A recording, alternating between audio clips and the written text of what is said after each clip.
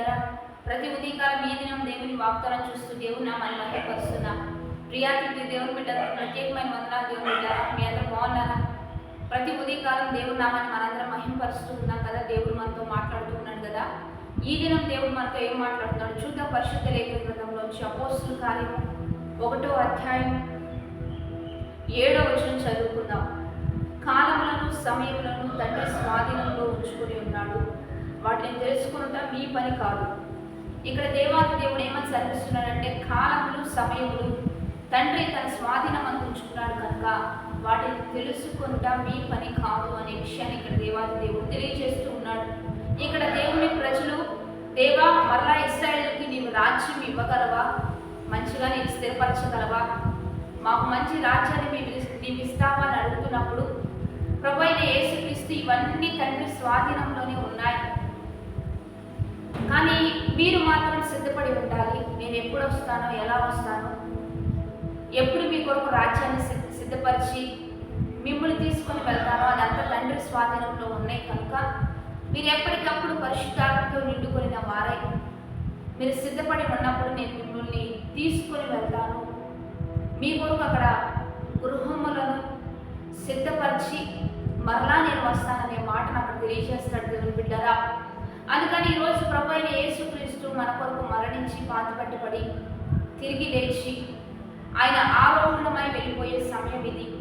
ఈ మాటలన్నీ కూడా ఎవరైతే ఆయన అడుగుతున్నారో శిష్యులు ఈ మాటలన్నీ వారికి చెబుతూ ఆయన ఆరోహణమై వెళ్ళిపోయినట్లుగా ఒక మేఘం ఆయన కమ్ముకున్నట్లుగా అక్కడ జరుగుతూ ఉంటుంది.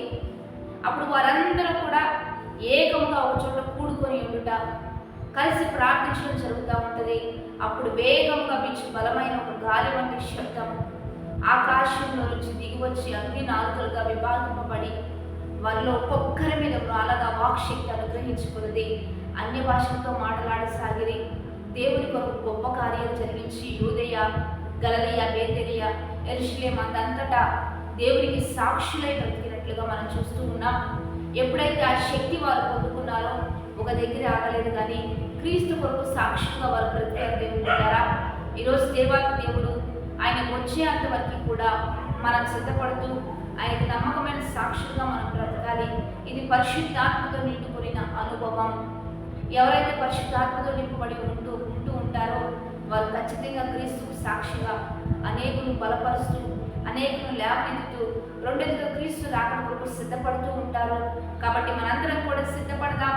నమ్మకంగా యథార్థంగా సిద్ధపడు అంటే ఉదయకాల ఆరాధనలు, వాగ్దానం చూడటం, వాగ్దాన ప్రకారంగా నడుచుకోవడం, దైవికంగా నడుచుకోవడం, మీరు ఎక్కడ ఉన్నా ఆత్మీయంగా నడుచుకోవడం, పాపానికి దూరంగా ఉండడం, లోకానికి దూరంగా ఉండడం. రెండోదిగా ఎప్పుడు ఆరాధన జరిగినా ఆరాధనలో ఉంటూ దైవిక కార్యక్రమాల్లో పాల్గొనడం, ఇదంతా దైవికంగా సిద్ధపడడం. దేవుని బిడ్డరా, కాలంలో సమయంలో తండ్రి స్వాధీనంలోనే ఉన్నాయి కనుక ఆయన ఎప్పుడు వస్తాడు అనేది దేవుని తండ్రి చిత్తంలో ఉన్నది కనుక అప్పటి వరకు మనందరూ సిద్ధపడుతూ దైవికంగా ఎదుగుదాం, ప్రార్థన చేద్దాం. పరిశుద్ధుడా, మహోన్నతుడా, గొప్ప దేవ, ఈ దినం మీరు మాకు ఇచ్చిన బలమైన వాక్కు వచ్చినటువంటి నీకు మహిమ. ఎంతమంది బిడ్డలు ఈ వాక్యాన్ని చూస్తున్నారు వారందరినీ సిద్ధపరిచాయని రాకడ కొరకు కాలంలో సమయంలోని నీ స్వాధీనంలో ఉంటూ తండ్రి స్వాధీనంలో ఉంటూ ఉండగా మేమందరం జ్ఞానం కలిగి పరిశుద్ధాత్మతో నిండుకున్న వారై గొప్ప కార్యాలు నీ కొరకు చేయనట్లుగా ఈ ఉదయకాలం సహాయం చేయండి. బర్త్డేస్, మ్యారేజెస్ చెప్పిన దీవెనలు, శుభములు ఇవ్వండి. పనులు, వృత్తులు, వ్యాపారాలు చేయని పనులన్నీ ఆశీర్వదించి నీ ఘనమైన నామానికి మహిమ తెచ్చుకోమని ప్రభు అయిన యేసు నామం పేరిట అడిగి వేడుకొని ప్రార్థిస్తున్నాము తండ్రి. ఆమె మంచిగా లైక్, షేర్, కామెంట్ చేస్తూ దైవికంగా సిద్ధపడుతూ ప్రతిదినం వస్తున్న వాగ్దానాలు చూస్తూ వాగ్దానం ప్రకారంగా జీవిద్దాం. Have a grateful day. ఆమె